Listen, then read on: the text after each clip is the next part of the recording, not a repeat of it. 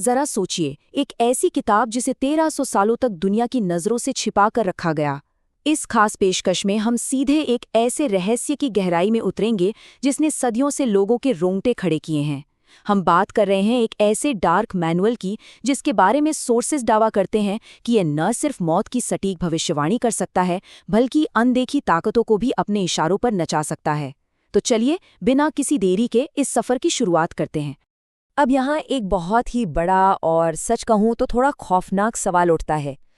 क्या वाकई कोई एक अकेली किताब किसी इंसान की मौत का बिल्कुल सही वक्त बता सकती है? इस दावे की सच्चाई को समझने के लिए हमें इतिहास में थोड़ा पीछे जाना होगा, सीधे 730 ईस्वी के इराक में, ऐतिहासिक शहर बगदाद। रात के 3 बजे हैं। एक आदमी मोमबत्ती की हल्की रोशनी में अपने ही खून से कुछ लिख रहा है, और अगले ही दिन बगदाद के एक भीड़-भाड़ वाले बाजार में एक बेहद खौफनाक क्राइम सीन मिलता है। कोई गवाह नहीं, कोई सुराग नहीं, सब कुछ एक अनसुलझी पहेली। भाग 1, इस शापित किताब की उत्पत्ति। आइए जानते हैं यमन के उस कवि और विद्वान के बारे में जिसे इतिहास ने मैड अरब का नाम दिया, अब्दुल अल हजरत। और देखते हैं कि इस डार्क मैनुअल को पूरा करने के बाद उसका क्या खौफनाक अंजाम हुआ। इस रहस्यमयी टेक्स्ट का सफ़र सच में हैरान करने वाला है। 8वीं सदी में इसकी खूनी शुरुआत से लेकर 950 ईस्वी में इसके ग्रीक ट्रांसलेशन तक, और फिर 1920 के दशक में H.P. लवक्राफ्ट की कहानियों से होते हुए 1996 में फ्लोरिडा के भयानक कल्ट मर्डर्स तक। ये सिर्फ एक किताब का सफ़र नहीं है, बल्कि तबाही और खौफ का एक लंबा सिलसिला है। तो आखिर इस सब की शुरुआत कैसे हुई? इसका जवाब एक नंबर में छिपा है, 10। जी हाँ, 10 साल का वनवास। सोर्सेज बताते हैं कि अल हजरत ने 10 सालों तक रुब अल खाली, जिसे द एम्प्टी क्वार्टर भी कहते हैं, उस विशाल और खौफनाक रेगिस्तान में बिल्कुल अकेले वक्त बिताया। पारंपरिक अरबी मान्यताओं में इस जगह को जिन्नों का घर माना जाता है। कहते हैं कि जब वो 10 साल बाद वहां से वापस लौटा तो वो पहले जैसा इंसान नहीं रहा। उसकी आंखों में एक ऐसा खौफ था जिसे शब्दों में बयां ही नहीं किया जा सकता। और इसी खौफ का नतीजा था उसका दर्दनाक अंत। किताब अल फहरिस्त जैसे ऐतिहासिक रिकॉर्ड्स में दर्ज है कि इस किताब के आखिरी पन्ने को अपने खून से लिखने के ठीक बाद अल हजरत को एक भरे बाजार में मार दिया गया, लेकिन किसी इंसान ने नहीं। रिकॉर्ड्स में साफ साफ लिखा है, अदृश्य ताकतों द्वारा चीर दिया गया। ये कोई आम घटना नहीं थी, ये सीधे तौर पर उस चीज़ का नतीजा था जो उसने उस रेगिस्तान के सन्नाटे में देखी और लिखी थी। इस अजीब और डरावनी किताब का नाम रखा गया किताब अल अजीफ। अब ये अजीफ क्या है? दरअसल ये एक अरबी शब्द है जिसका इस्तेमाल उन डरावनी और अजीब आवाज़ों के लिए होता है जो माना जाता है कि जिन रात के वक्त रेगिस्तान में निकालते हैं। ये नाम कोई इत्तेफाक नहीं था, ये सीधे उसी खौफनाक तजुर्बे की तरफ इशारा करता है जो इस यमनी कवि ने अपने 10 साल के अकेलेपन में महसूस किया था। भाग 2, डार्क पावर के 4 दावे। हमारे सोर्सेज इस मैनुअल के अंदर ऐसी 4 खतरनाक शक्तियों का जिक्र करते हैं जिनकी वजह से 1300 साल से भी ज्यादा वक्त तक इस किताब को दुनिया से सख्ती से छुपा कर रखा गया। ये 4 मुख्य दावे कुछ इस तरह हैं। पहला, अल्लाह का 100वां नाम। दूसरा, मौत की भविष्यवाणियां और फॉर्मूले। तीसरा, जिन्नों की दुनिया के पोर्टल। और चौथा, एक पूरी तरह से गैर इंसानी भाषा।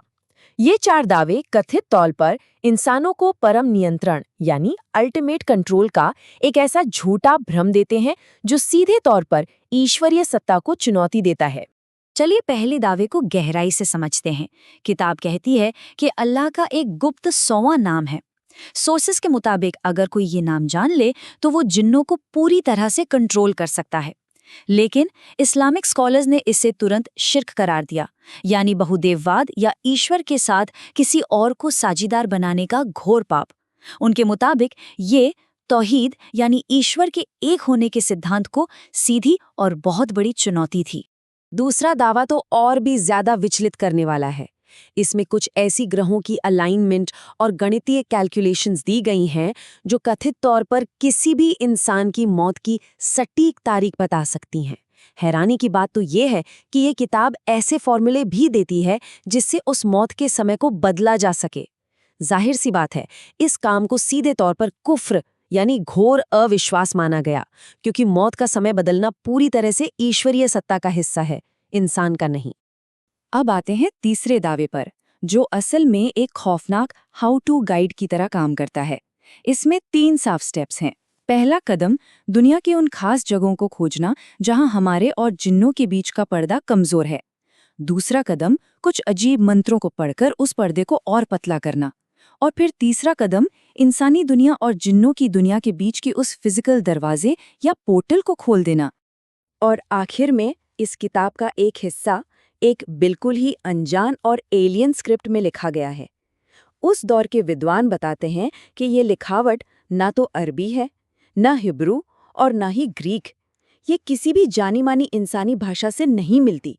और सबसे डरावनी बात, ऐसा माना जाता है कि जो कोई भी इस अजीब स्क्रिप्ट को पढ़ने या डिकोड करने की कोशिश करता है, उसका दिमागी संतुलन हमेशा के लिए बिगड़ जाता है। भाग 3, साम्राज्यों और चर्च द्वारा प्रतिबंध। इन दावों के भारी खतरे को देखते हुए मध्यकालीन इस्लामी खलीफाओं ने इस टेक्स्ट की हर एक कॉपी को पूरी तरह से जलाकर मिटाने का सख्त आदेश दिया। लेकिन जैसा कि अक्सर होता है, कुछ हिस्से रहस्यमय तरीके से बच गए। एक तरफ मध्यकालीन खलीफा इसे मिटाने की कोशिश कर रहे थे, तो दूसरी तरफ 950 ईस्वी में इस्तांबुल में थियोडोरस फिलेटस नाम के ग्रीक स्कॉलर को इसकी एक मैन्यूस्क्रिप्ट मिल गई। उसने इसका ग्रीक में अनुवाद किया।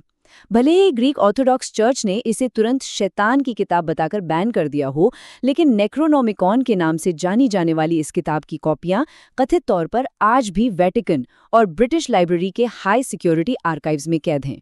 भाग 4, रियल वर्ल्ड कल्ट्स और फिक्शन। आधुनिक युग में आते आते किताब अल अजीफ सिर्फ पुरानी लाइब्रेरियों की धूल नहीं फांक रही थी, इसने हमारी असल दुनिया और पॉप कल्चर दोनों को बहुत गहराई से प्रभावित किया है। मशहूर हॉरर राइटर H.P. लवक्राफ्ट की ही बात ले लीजिए। उन्होंने पब्लिक में हमेशा यही दावा किया कि नेक्रोनोमिकॉन सिर्फ उनके अपने दिमाग की उपज है, एक फिक्शन है। लेकिन जब उनके प्राइवेट लेटर्स सामने आए तो कहानी कुछ और ही निकली। उन लेटर्स में इस बात का जिक्र था कि उन्होंने असल में पुरानी अरबी लोक कथाओं और असली मध्यकालीन ट्रांसलेशंस का भारी इस्तेमाल किया था। यानी इस फिक्शन की जड़ें असलियत में बहुत गहरी धसी थीं। और ये किताब सिर्फ हॉरर कहानियों की प्रेरणा नहीं बनी, इसका असर सच में जानलेवा रहा है। 1996 में फ्लोरिडा में एक बेहद भयानक घटना घटी, जहां एक वैम्पायर कल्ट ने 2 मासूम लोगों की बेरहमी से हत्या कर दी। रिपोर्ट्स बताती हैं कि वे लोग अपने रिचुअल्स में इसी नेक्रोनोमिकन का इस्तेमाल कर रहे थे, ताकि किताब में बताए गए उन डार्क पोर्टल्स को खोल सकें। वो शायद सोच रहे थे कि वो इन ताकतों को कंट्रोल कर रहे हैं, लेकिन अंजाम बेहद खौफनाक रहा। भाग 5, वर्जित जिज्ञासा के खतरे। हमारे सोर्सेज एक बहुत ही पावरफुल चेतावनी पेश करते हैं कि आखिर क्यों इस तरह के खतरनाक नॉलेज को आम जनता की पहुंच से हमेशा दूर रखा गया। सबसे अहम बात समझने वाली ये है कि इस किताब का असली खतरा इसके अजीब मंत्र या डार्क रिचुअल नहीं है। असली खतरा है वो अहंकारी भ्रम, ये सोचना कि इंसान बिना किसी तबाही के इन अनदेखी और शक्तिशाली ताकतों को सुरक्षित रूप से कंट्रोल कर सकता है। फ्लोरिडा के कल्ट ने भी शायद यही सोचा था। उन्हें लगा कि वो जानते हैं कि कब रुकना है, लेकिन वो उस अंधेरे से कभी लौटकर नहीं आ पाए। और ये पूरी कहानी इस एक वाक्य पर आकर सिमट जाती है। अल हज़रत के आखिरी शब्द सच में रोंगटे खड़े कर देते हैं। ये टेक्स्ट मेरा अपना काम नहीं था, ये मेरे माध्यम से लिखवाया गया था। ये लाइन हमें एक बहुत बड़ी हकीकत याद दिलाती है। जो लोग इस अहंकार में जीते हैं कि वे इन ताकतों का इस्तेमाल कर रहे हैं, असल में वही लोग सबसे ज्यादा कठपुतली की तरह इस्तेमाल हो रहे होते हैं। तो अंत में बस यही सोचने वाली बात रह जाती है कि क्या हम वाकई हर चीज को कंट्रोल कर सकते हैं, या ये सिर्फ एक भ्रम है।